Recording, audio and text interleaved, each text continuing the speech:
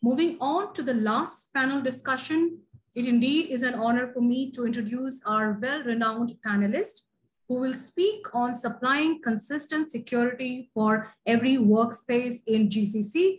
Let me quickly introduce our very well-renowned panelist, Mr. Javed Habib, Regional Head of Plant Controls, Lifecycle Management, ICS Cybersecurity, EMEA Head Office, NG Expert from NG. Mr. Abdul Majid Ahmed Said Fadul is our very well-renowned second panelist. He is cybersecurity consultant at a leading Arab and regional insurance company. Then we also have Dr. Abdullah Al-Najim, Chief Cybersecurity Officer at Gulf General Cooperative Insurance Company, KSA, followed by Ms. Alanod Al-Dulanich, Cybersecurity Specialist from Ministry of Interior, KSA. And we have Engineer Abdul Rahman Khalid AI Al-Marzua, Chief of Cybersecurity at Eastern Health Cluster, KSA. And last but not the least, we have our eminent panel moderator, Mr. Patrick Pichappa, Director, Information Security and Risk at Al-Shaya Group. Over to you, Patrick, to moderate the panel.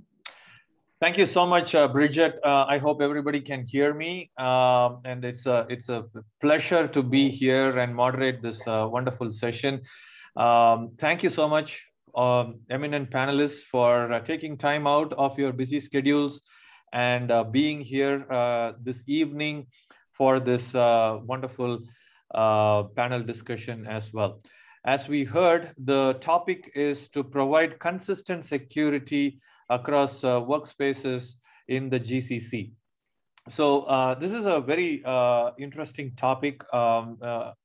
Having been working in the GCC region for a few years now with the Al-Shaya Group, I know that this is something which is probably the need of the hour, getting this consistency. Now in cybersecurity, as you know, consistency helps because this helps us to learn from the best practices of everybody, and that gives us a better cybersecurity posture as well.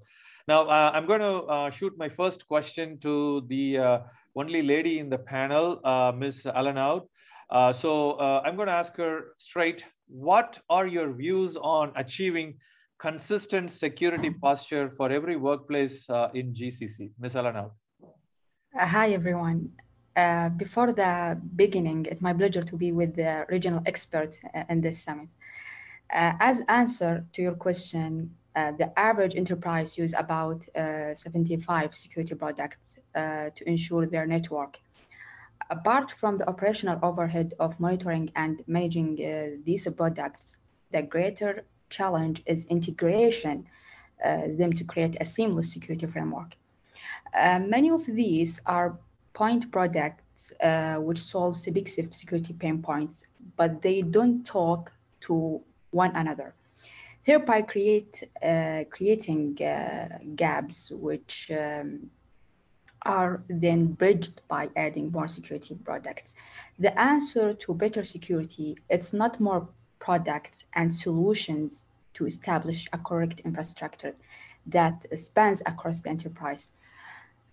But the secret lies how to ensure high security level in these environments. To address this issue, there are a lot of important factors the enterprise should take them into consideration. From where I'm standing, the critical factor is enforcing policies, controls, and guidelines. From this perspective, all government organizations and companies in the GCC are largely oriented to the governance and implementing control to ensure the consistent security. Therefore, one of the essential goals of Saudi Arabia's Visions 2030 is continued transformation into the digital world and improvement of the digital infrastructure in order to keep up with the accelerated global progress in digital services. This transformation requires easing the flow of information and perceive the integrity of all systems. To accomplish this objective, the National Cybersecurity Authority, NCA, was established. NCA introduced the essential cybersecurity controls. After conducting a comprehensive study of multiple national and international cybersecurity frameworks and standards, the main objective of these controls is to set the minimum cybersecurity requirements for information and technology assets in organizations. These requirements are based on industry-leading practice, which will help the organizations minimize the cybersecurity risk that originate from the internal and external threats.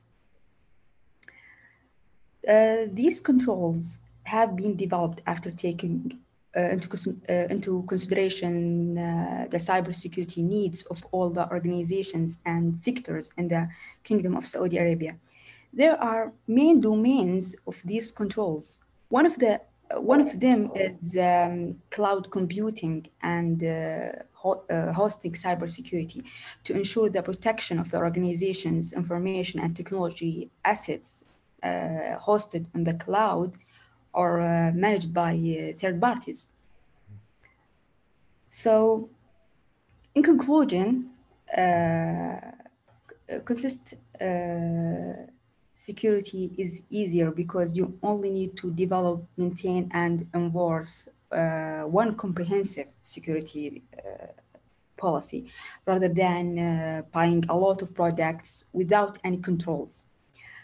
Moreover, the organization security will improve because a consistent approach reduces gaps and ensure policy enforcement. If you have multiple security solutions independently trying to defend your network, you are only as strong as your weakest component. But if they are collaborating and defending your network and cloud using proper controls, their sum is greater than the individual parts. This is the true benefit of consistent security. Wonderful. Thank you so much, Ms. Alanaud. That was very insightful, where you talked about the minimum security requirements, the baselining, and how together we can be much stronger than being in silos. I think that's a great message to take. And this is absolutely a cracker of a start for this panel discussion. Thanks once again, Ms. Alanaud. We will now go to Mr. Javed, and we will talk a little bit about the industry infrastructure, again, particularly taking the GCC into account. And Javed, can you tell us a little bit about how you intend to adopt a risk-based approach to OT, which is industrial infrastructure security, especially focusing on the GCC area? Right. Thank you, Patrick. Pleased to be part of the panel.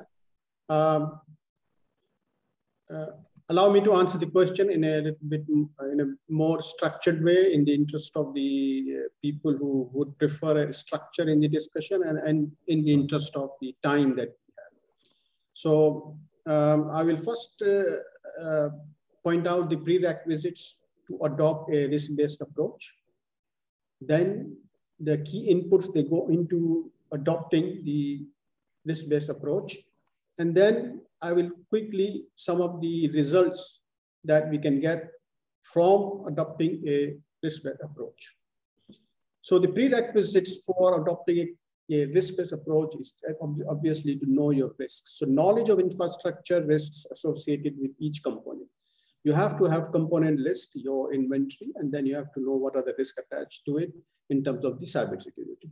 I am talking in particularly in the context of the OT, the operational technology, the ICS infrastructure, but that is also to some extent applicable to IT networks.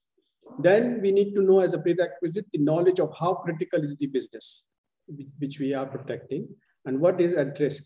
Is it the revenue, the quality of life, the quality of work or life, or all the bottom line of the business, which is the profit. And to carry on with the key inputs into the risk-based approach are you have to know your first of all, your threat landscape. What are the threats there out there? Secondly, a comprehensive inventory, like I mentioned, it is very essential for you to actually even start. And then a consistent risk evaluation methodology. You need to have a methodology that you adopt consistently at every component that you assess and every situation, every threat you assess in order to adopt the risk-based approach. Without a consistent approach of adoption, perhaps you will be not reach the goal that you want to reach. And therefore, it brings me to another topic which I will not touch upon yet, and that is the framework. You have to have a framework for assessment, which I'm referring to as consistent risk evaluation methodology. And then, of course, you need to have the input is the trained assessors. Without having trained assessors, all of this will just fall apart.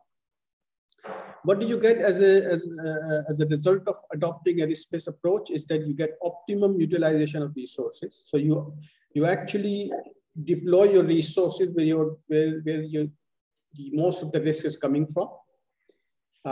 When I'm saying resources, I'm saying money, your funds for cybersecurity, and your man hours and the specialist resources.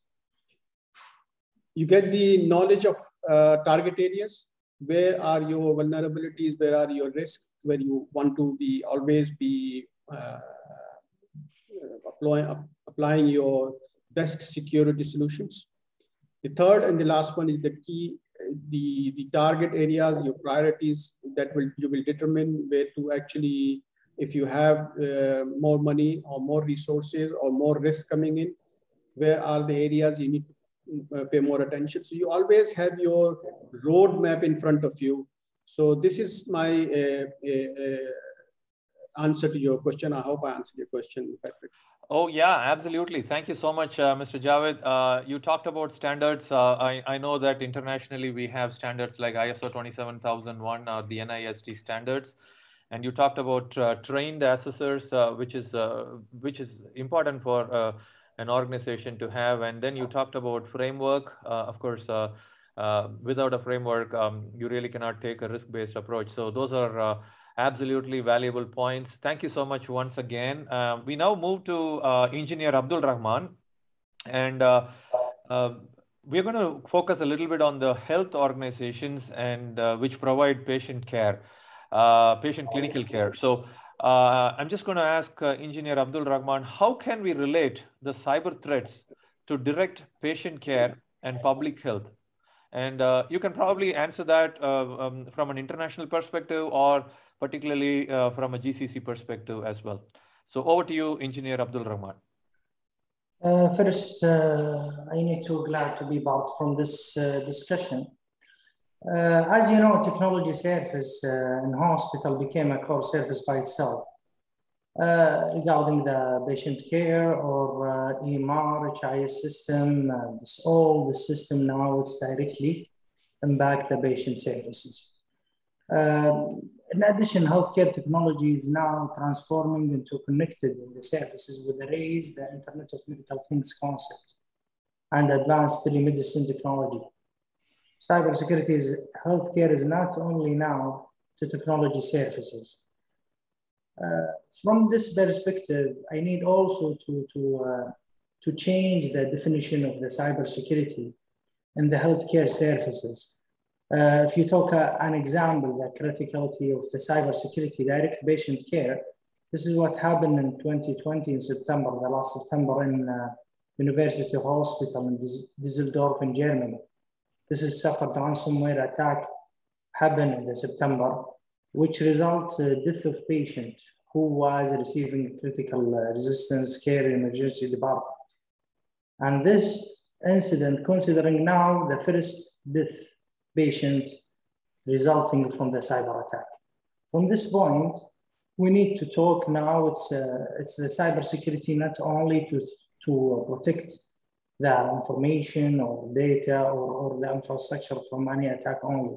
The impact now reach to patient directly, especially with the medical things that now or future we are change all the services to use the medical with the remotely, with the cloud services. Also, we can to build the bridge between the healthcare services and the vendor, how to increase the level of the cybersecurity in the medical system. And the second part where you mentioned about the GCC, how to integrate it together to improve the medical services, I think we need to add standard for the cybersecurity in healthcare. This is include the third party to cover the medical system, and also to increase the level of the data, the cybersecurity from the data confidentiality to be reached to protect the brain and the behavior of the employees, and also how to deal with the patient with the sharing the information. This is, I hope, to covering the criticality of the cybersecurity in healthcare, and to be part from the strategic level to covering not only technology. This is part now from the patient care directly. Thank you, Engineer Abdul Rahman. That was deeply insightful, especially with regards to your example on the ransomware attack from last September, and how you related that and the importance of cybersecurity, because patient care records hold very confidential data of patients, and cybersecurity, data security become ultra important when it comes to healthcare and clinical care as well. So moving on, we all know that oil and gas and the electricity sectors are huge in the GCC, and so this question goes to Dr. Abdullah. So I'm going to ask him, what are the cyber risks for industrial control systems in the critical national infrastructure such as oil and gas and electricity sectors? Again, please, if you can address this from an international level, that will be great, Dr. Abdullah. Yes, sure. It is a great honor to be with you here today. Industrial control systems are now facing new trends of cyber attacks, and they are becoming more and more connected to the outside world using the industrial Internet of Things devices and cloud computing, which is, on one hand, helps to optimize and provide a better performance, while on the other hand, it exposes the systems to vulnerabilities. So we cannot think of industrial control systems and operational technologies as air-gapped any longer. And this exposes these critical systems to cyber attacks at all levels, from the lowest level all the way to the highest level. Let's take a scenario from the oil and gas infrastructure. For instance, a cyber attacker could make a leakage detection system on a long-range fuel pipeline unusable, and the information coming from these sensors will be corrupted. This exposes the fuel pipeline to have either an explosion, a fire, or a contamination to the environment. Another example or scenario from the power generation environment is that a cyber attacker could focus on destabilizing power loads, causing a decrease in production or emergency shutdowns. One more scenario for the power sector. In the power distribution, an attacker could hijack a SCADA distribution management system to cause an outage. So cyber attackers adopt various types of techniques and tactics to cause the highest damage to the system. And as I mentioned, in industrial control systems, the damage could be physical damage, not just a damage to profits or reputation. So a cyber attacker could, for example, execute various types of patterns, such as changing the instructions that should be sent to the equipment. Or the attacker could, for instance, make the operator being unable to execute and send the right commands to correct the incident at that time, to trigger another more severe incident or a cascading effect. And they do that in a way that they will not be detected immediately, so that they can prolong in the system as long as possible and evade the detection by the cybersecurity countermeasures. So one of the best ways to prevent such a cyber attack in these critical systems is to have the risk-based approach to cybersecurity, just as what my panel colleagues just mentioned. And one example of risk-based approach to cybersecurity is using a risk-linked authentication or multi-factor authentication to prevent the possible cyber attacks based on the existing risk factors. And I would like actually to share my own personal knowledge with regards to risk-based multi-factor authentication based on my PhD and my recent invention, which I was granted by the United States Patent and Trademark Office in 2019, and it's titled Risk-Linked Authentication for Optimizing Decisions in Multi-Factor Authentications. Very briefly, this invention incorporates the interdependencies between the various types of risk factors so that it could be reflected on the aggregated risk value. And at the same time, it finds the interactions and the interdependencies between the cybersecurity countermeasures, such as multi-factor authentications, and reflects their interactions on the aggregated assurance value so that we can match and select the most optimal multi-factor authentications that provide the equivalent assurance to mitigate the aggregated risk.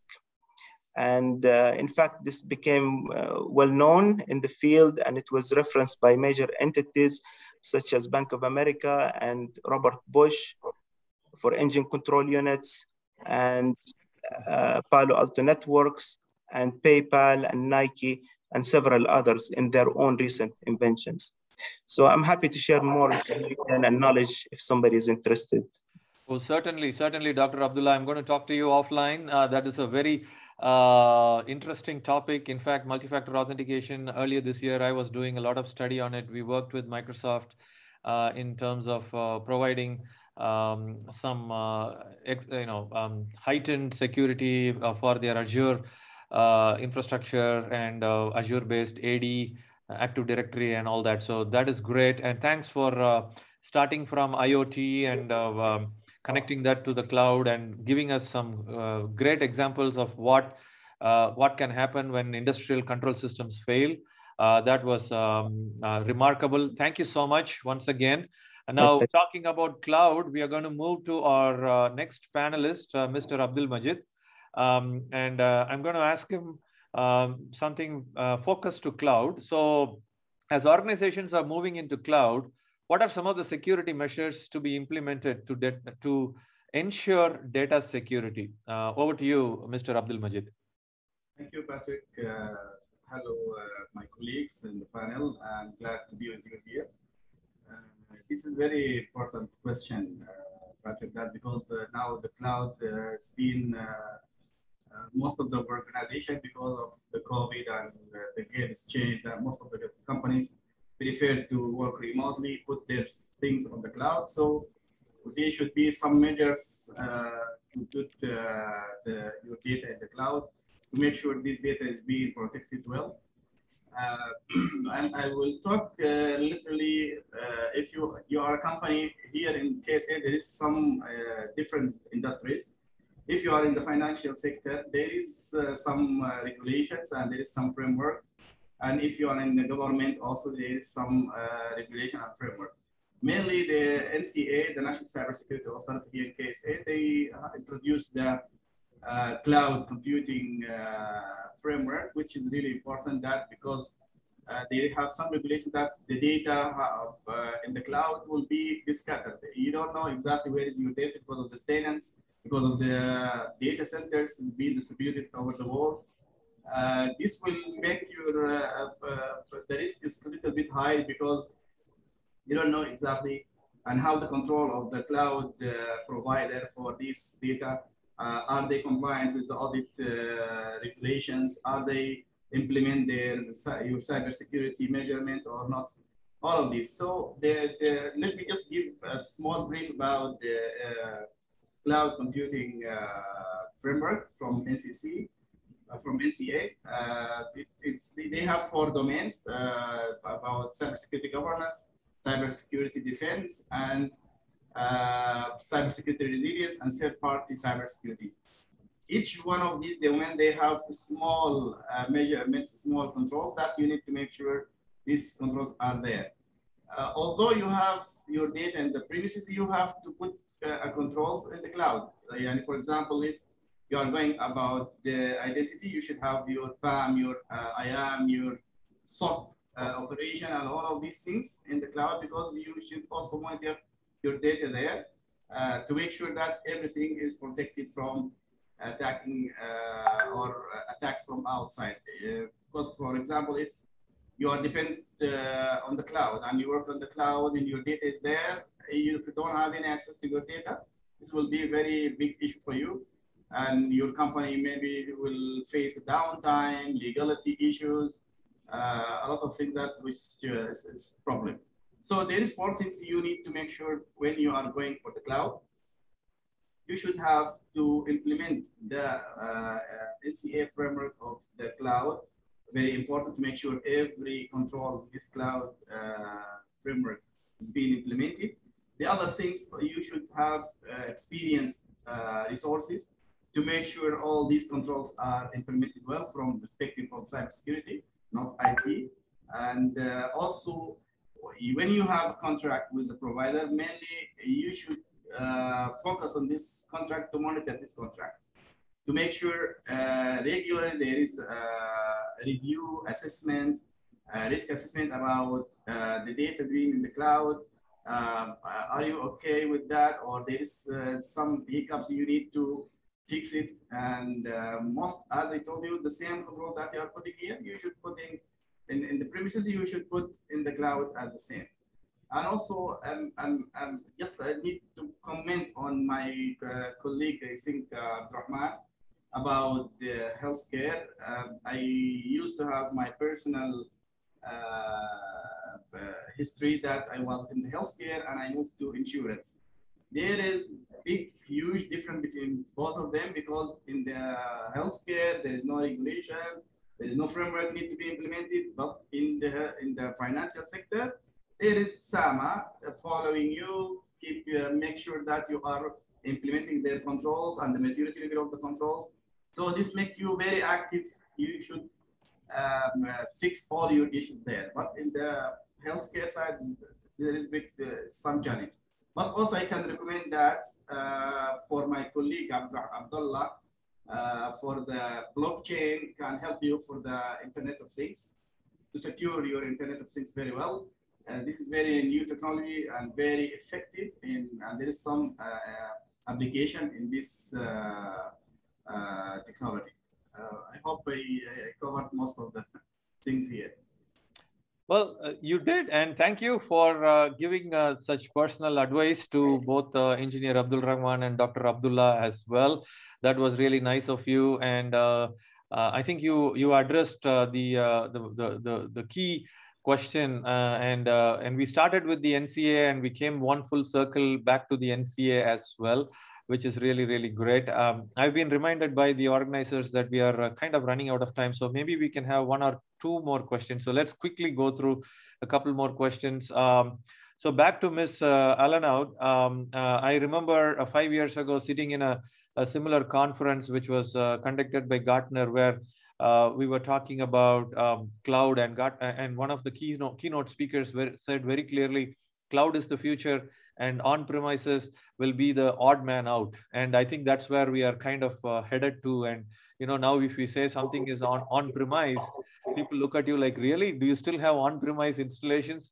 So so Ms. Elena, for the past 4 years running, what is the most challenging situations, or what is the biggest challenges that you have faced on your journey to a modern multi-cloud operating model? So if you can quickly give us a couple of examples, that will be great. Okay, the most challenge is, as we said before, is consistent security across all the application. So there is a trouble by difficulty of achieving consistent security for applications distributed among multiple cloud platforms and protecting their apps from existing threats. So let's also not ignore the operational burden of manual managing application services across multiple clouds and data centers. It's significantly more challenging to manage anything manually, even the same thing when dispersed in multiple locations. So briefly, I can say by using automation, the mistakes and threats will be greatly reduced. Automation achieve consistency by the very nature of scripts and code that's able to enhance the final results. Thank you so much. I think you addressed a key point. The statistics say that 95% of cyber attacks are caused by manual errors, and you really addressed it. And automation is the way to go. And for the last question of the evening, we go to Engineer Abdul Rahman again. And the last question. So there is no discussion that is ending without talking about the COVID-19 pandemic. So Engineer Abdul Rahman, what changes have you seen in organizations moving to cloud in terms of pre-pandemic and post-pandemic?